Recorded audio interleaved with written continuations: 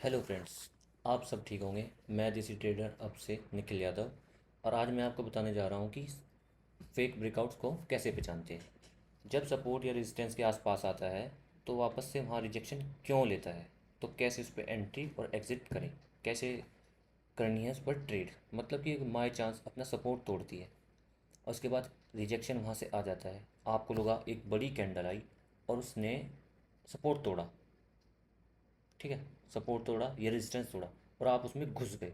लेकिन पहले आपको क्या देखना है, पहले देखना है आपको उसमें वहाँ पर सस्टेन हो रहा है या वहाँ पे कोई ऐसी कैंडल हो जिससे वो रिजेक्शन ले रही हो, या कोई फुल बॉडी कैंडल जिससे करके हाँ बायर्स बहुत तेज़ हैं, बहुत ज़्यादा हैवी बाइंग हो रही है, हैवी बाइंग हो रही है।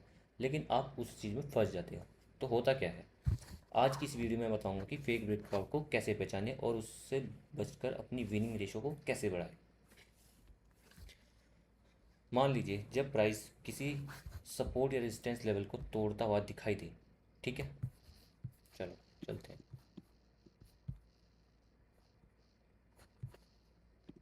मान लो कोई भी चीज़ चल रही हो, ठीक है,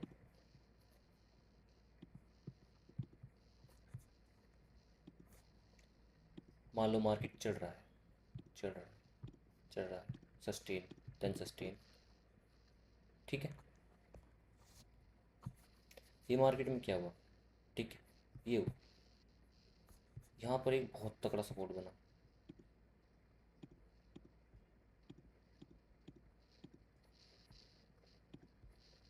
यहाँ पर एक बहुत तगड़ा सपोर्ट था ऑलरेडी पहले से, और आपको लगा कि मार्केट ने एक परफेक्ट कैंडल बनाई जिससे यहाँ पर ये अब तोड़ दिया।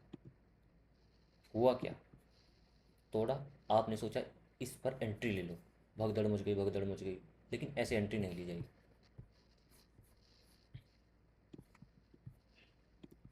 मान लीजिए ये कैंडल ने यहाँ पर एंट्री दी बहुत तेज़ी से, ठीक है, एंट्री दी और यहाँ पर इसके ऊपर एक विग बना दी,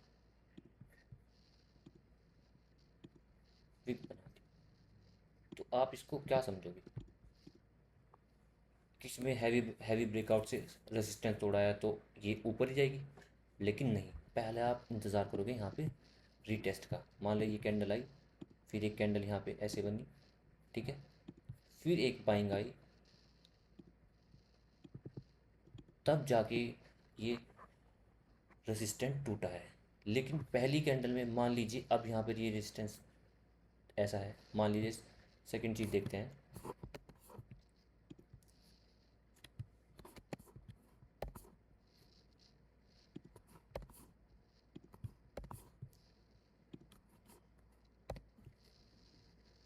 मान लीजिए हुआ क्या है, एक कैंडल बनी, ऊपर गई, लेकिन इसी में ही एक विक थी बहुत ज़्यादा,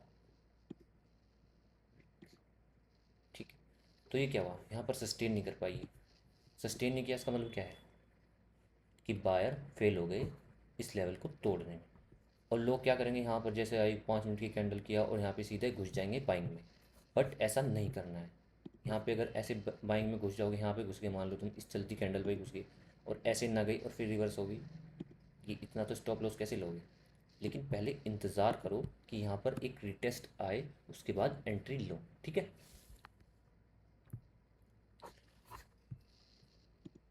अब सपोर्ट की बात करते हैं। मान लो यहाँ पर एक सपोर्ट है, एक सपोर्ट है, ठीक है, एक सपोर्ट है।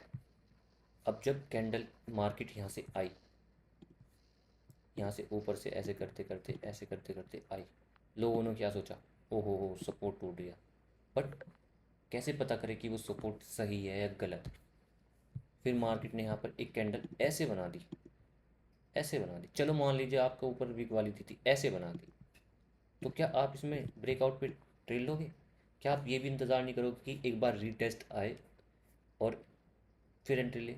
भले ही हमारी ट्रेड छूट जाए पर रीटेस्ट आने का वेट ज़रूर करें, क्योंकि यही गलती आपको आपके लॉसेस से बचा सकती है, ठीक है। ये आया और ये वापस ऊपर मुड़ गई तो फिर क्या करोगे, ये यहीं से ऐसे मुड़ गई तो फिर क्या करोगे, क्या हुआ, आपने सोचा सपोर्ट टूटा, और एंट्री ले लें, बट ऐसा नहीं है। एक सेकेंड।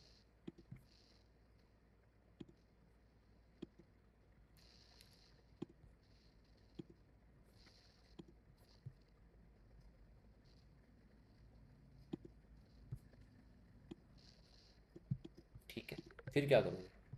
ये तो ऊपर चली गई, ऐसे में आप ले पाओगे? नहीं ले पाओगे। तो इंतज़ार करें एक रीटेस्ट हो, उसके बाद अपनी एंट्री में कंफर्मेशन लें। अगर ब्रेकआउट कैंडल की विक बहुत बड़ी हो और बहुत ही ज़्यादा छोटी हो, ये रिजेक्शन के संकेत हो सकते हैं। मतलब मार्केट लेवल उसको लेवल को स्वीकार नहीं कर रहा है कि उसको मैं तोड़ूं, क्योंकि वहाँ पर प्रेशर बहुत ज़्यादा आ रहा है कि मान लीजिए बायर उसे ऊपर ले जाना चाह रहे हैं, लेकिन सेलर का ऊपर से ऐसा प्रेशर है कि आप सेलर का ऐसा प्रेशर है कि वो उसे नीचे ही ले जाएगी। तो वहाँ पे एक रिजेक्शन विक कैंडल बन जाएगी, जिसको हम इन्वर्टेड हैमर भी बोल सकते हैं और एक विक वाली कैंडल भी बोल सकते हैं। ठीक है।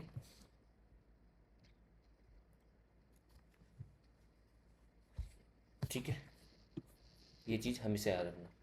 अगर मार्केट डाउन ट्रेंड में है और अचानक से ब्रेकआउट दिखे तो सावधान रहे कि वो शायद फेक ब्रेकआउट भी हो सकता है, क्योंकि ट्रेंड के साथ चले हुए सफलता मिल सकती है, लेकिन अगर ट्रेंड्स के अगेंस्ट चलोगी तो कैसे सफलता मिलेगी?